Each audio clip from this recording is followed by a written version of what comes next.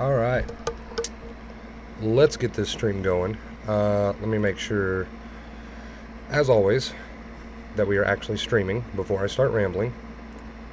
Looks like we are good to go. So the title of the stream, just going to jump right into it, is Worrisome Thoughts and Anxiety Remain Firm.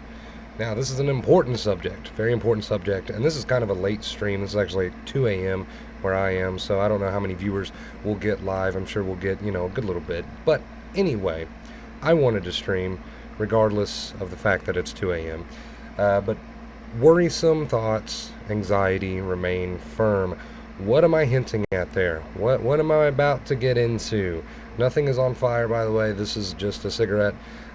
Anyway, it is so important, you guys, that you remain firm when it comes to worrisome thoughts and your anxiety. When I say remain firm, what I mean is simply you cannot go for, let's say, a day of not entertaining your negative thoughts, of watching them come and go and just saying no thanks. You can't go a day, okay? You can't go 2 days and then say, oh, this is too much work, don't have it in me. I'm going to start entertaining these thoughts again. Okay, they've won. I'm just going to start arguing with them and fighting with them. I'm not going to feel relief unless I get in there and argue with these thoughts, You can't do that, okay? Because the more you entertain these thoughts, the more you give in to these worries, the more that you allow them to grab your focus and attention, and the more power you give them, okay, the worse you're going to feel. So you can't just stick to the advice for 2 days and then one day you're just like, I don't feel like doing it today, I don't have it in me, and go right back to bad old habits that got you into this boat, this sensitized boat to begin with, right? You can't do it, guys. For the longest time, when I first started learning about the brain, the mind, the body, and how this all works and how everything goes together, and when I started learning about all this stuff, I started to put it into practice, I started to put it into play. But I wouldn't remain firm in my practice, okay? So I would make good, steps, but I would always backtrack simply because I fell back into old bad habits before I could heal. I fell back into all these negative habits that put me in the sensitized boat to begin with, right? So when I say remain firm, that's what I'm talking about. You have to remain firm. Even on some days when you feel like you don't have it in you and you just want to argue with these thoughts, you just want to get in your head and you're like, oh, these thoughts seem so important, I need to figure them out, I'm going to get involved, Even when you want to do that, you really got to remain firm, okay?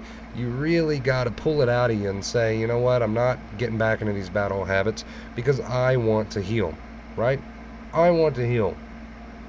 And that's what you need to remind yourself of anytime you want to get back into fighting with these habits, or thoughts rather, which is absolutely pointless and will do nothing but stress your nerves. You're being bluffed, you're being tricked into the fight, okay? We're gonna stop falling for this bluff. As of today, as of this video, as you hear me speak these words, today is the day that you're gonna make the choice to remain firm with this new practice, all right?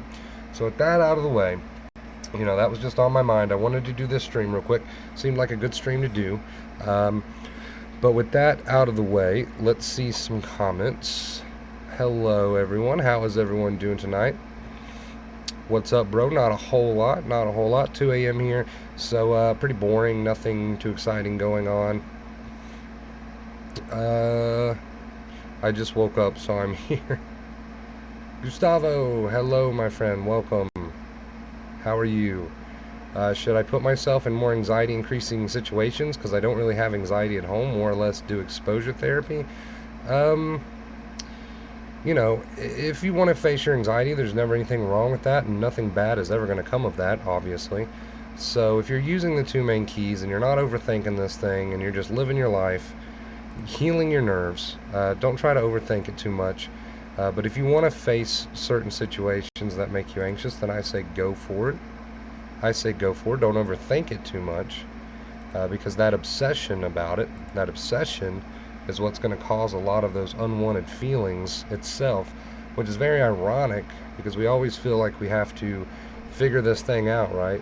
We feel like we have to solve this thing, and it's in the solving and the trying to figure out that we're obsessing, and it's the obsession that is playing off the nerves.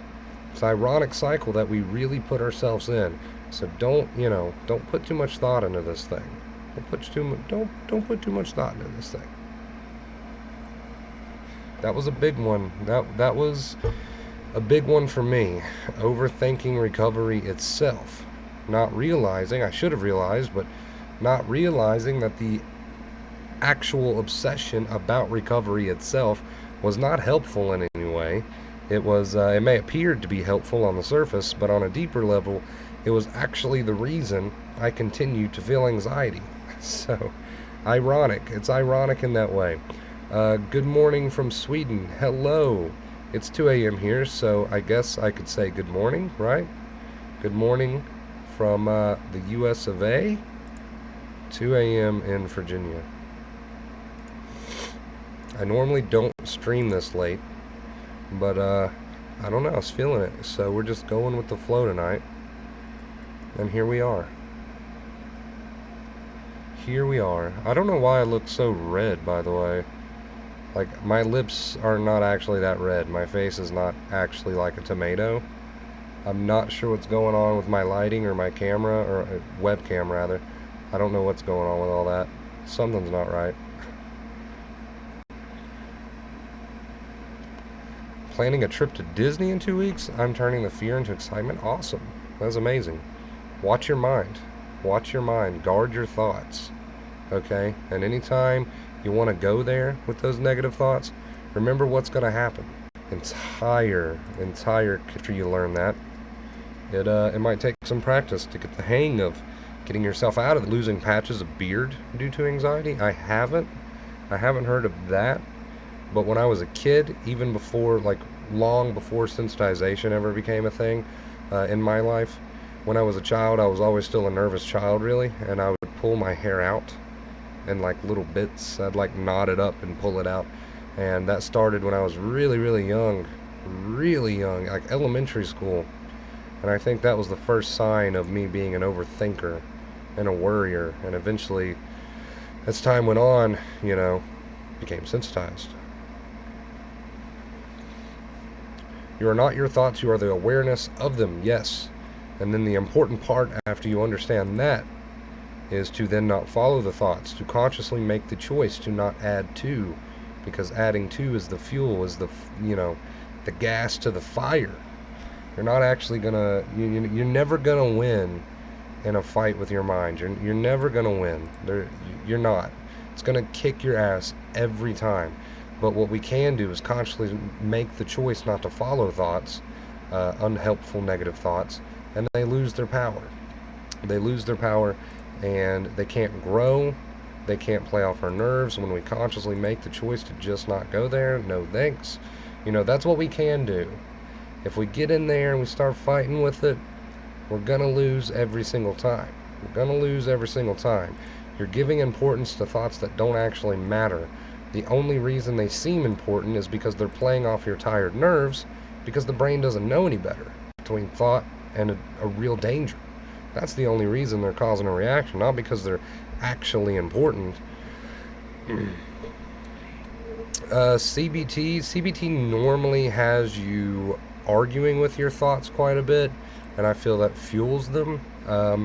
I've always said if you want to go the CBT route and change a thought from negative to positive, you should probably make it very quick and sweet. That way you're not obsessing and fueling the thought in the end. Because like I just said, your mind's going to kick your ass every time. That's a losing battle. But if you do want to go the CBT route, that's a good start. But you should probably keep your positive responses to your thoughts very short and very sweet. Because in the end, they don't actually matter. They're just playing off your tired nerves. So don't give them more importance than they're worth. Don't fuel them, more than they need to be fueled. Just consciously make the choice to not even go there. 4 months into recovery, symptoms still there, but the severity is not as bad. That is awesome progress. Only 4 months in, and you're kicking ass. Time frames, by the way, people, is different for everyone. So just because Gustavo in chat, is making good progress in 4 months, has nothing to do with you. Okay, nothing to do with you. It's hard to tell. Everyone's different. So just stay on track. Yep, that's normally how thoughts work, especially if you're sensitized. They come and go. They come and go, and it's very important that you don't follow them where they want to take you, and not, not fuel them. Thoughts can seem relentless, but we have to drain them of their power, right? We have to take the fuel away. We have to consciously make the choice to not entertain those thoughts. And that's something that takes time. It takes practice, okay, to get the hang of, but you'll get there eventually. You'll get there eventually. Yeah, that's the conclusion I reached with my therapist when I mentioned what you say. Yeah, CBT is a good start.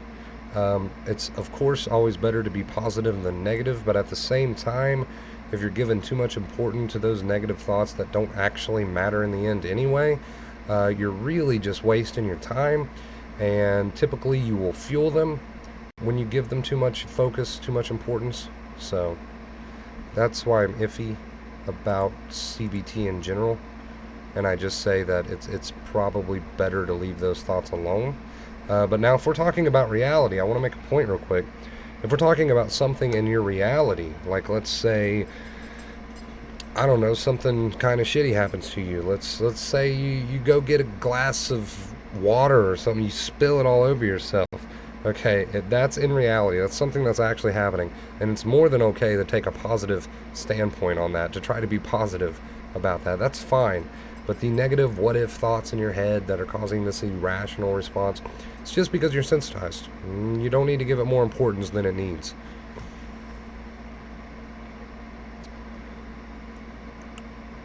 Has it been warm weather in Virginia recently? Kinda, sorta. Kinda, sorta. It's been really hot today. It's been kind of like, today. Hello, Mo. Welcome. DPDR, those are very common symptoms of anxiety. You say you don't follow your thoughts. How? How do I work on motorcycles while feeling I can't breathe?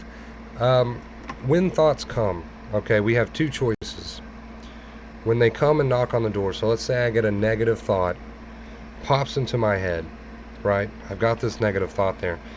Consciously, I can make the choice to just let it play itself out and not follow it. So there's the thought. Okay, I just had the thought. Thought was just had. At this point is where it's crucial. I can either argue with that thought, fight with that thought, get in there and battle with that thought, talk back to that thought, add to that thought. These are all ways that we fuel these thoughts. Or I can simply see the thought for what it was. Hey, there was that thought. No, thank you. And we return our attention and focus back to what we were doing. If the thought knocks again, it's a real rinse and repeat process. So, rinse and repeat, practice, practice, practice. I was not perfect at this right away. I don't think anybody is perfect at this right away. I don't think there's a single soul who's ever picked this, these practices up and was perfect at it right away.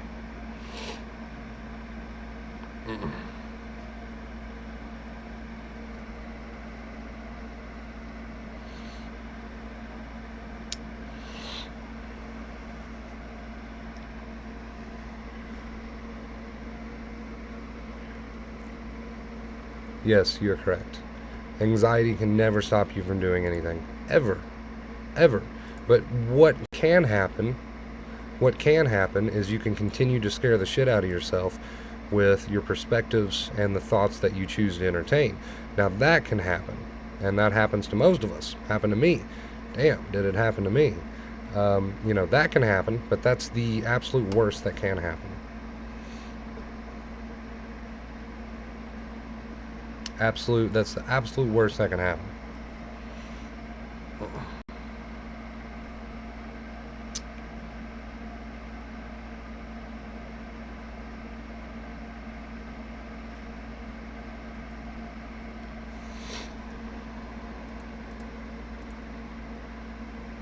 You should play Destiny 2, Wonder Bro. I feel like you'd like it.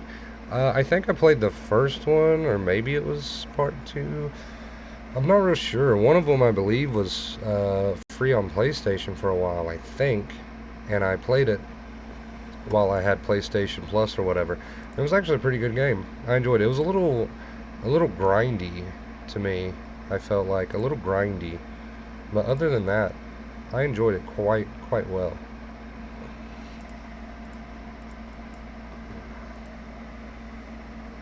Right now I've been playing a little Madden. I like to play a little Madden online every now and then.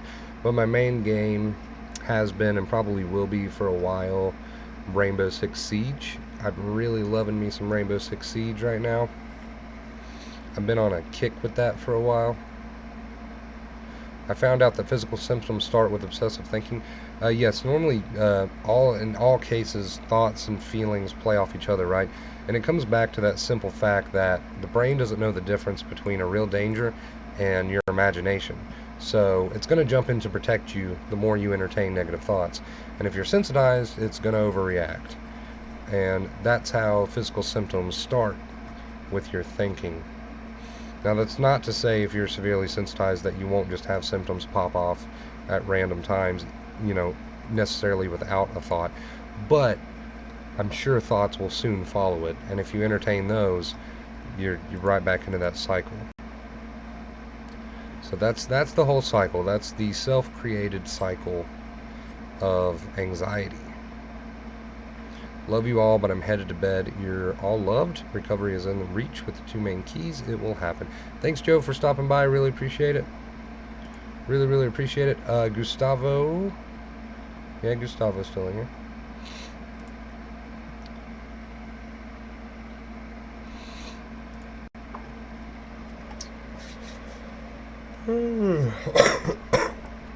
I'm getting a little tired myself, which is odd. I know it's 2 a.m., but for me that's kind of early. For me that's a bit early. Normally I'm not in bed until like 6 a.m. Sometimes even later than that. But anyway, guys, okay, just to wrap up the main point of this stream, worrisome thoughts and anxiety remain firm. You have to remain firm in your dedication to not following those negative thoughts by reminding yourself that you're being bluffed. You are being bluffed. The only reason... Why do I got the hiccups all of a sudden? The only reason those thoughts are creating a reaction is because your brain doesn't know any better. Doesn't know any better.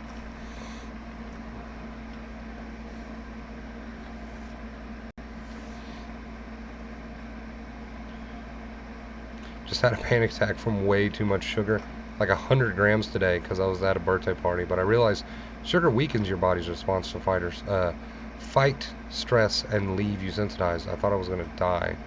Glad I'm not. A lot of the time it's going to come back to, what thoughts you're entertaining and your perspectives, because we've got people that drink like, 3,000 energy drinks a day and don't sleep for 48 hours and they're just fine. So a lot of times it's going to come back to what thoughts you're entertaining. This really is a self-created cycle. That's not to say that outside circumstances, physical circumstances can't create some anxiety symptoms, but really the true suffering is all going to come from you. It's all going to come from you. Dr. Claire Weeks says not to leave places when you get anxiety or panic. So what do? I'm definitely going to do a one-on-one with you soon. Don't leave. If you're experiencing anxiety and panic, it's going to pass whether you leave or not. It really has nothing to do with your situation. It has everything to do with what thoughts you're entertaining, what you're telling yourself, and those thoughts are then taken by the brain as a real threat. And there's the cycle right there. So we got to keep practicing that, and we have to take responsibility for that. Yes, my sleep improved when I stopped caring about sleep. Yeah, that's the ironic thing. CBD oil? No, I've never tried it. I've never really tried anything for my anxiety. I've heard a lot about CBD oil. And Dr. Claire Weeks does mention in one of her books that it's okay to have a crutch at first if you feel like you absolutely need one. So I'm not totally against CBD oil or anything. All those what-if thoughts that are coming to you, they're just playing off your nerves because the brain doesn't know any better. And that's everything. That's this whole condition in a nutshell. The brain not knowing any better. So we have to stop entertaining them because the thoughts themselves are not important. It's the fact that your brain's trying to protect you from what it believes to be a real danger. And we know we're not in a real danger. So we have to drop those thoughts when they come. Alright, you guys, I am going to go ahead and end it here. This was an awesome stream. I love each and every one of you. Thank you for subscribing. Thank you for being a part of this channel. And we keep growing. We just keep growing every single day. And I'm so grateful. So grateful. I love you guys. And until next time, as always, Right there. Stay off.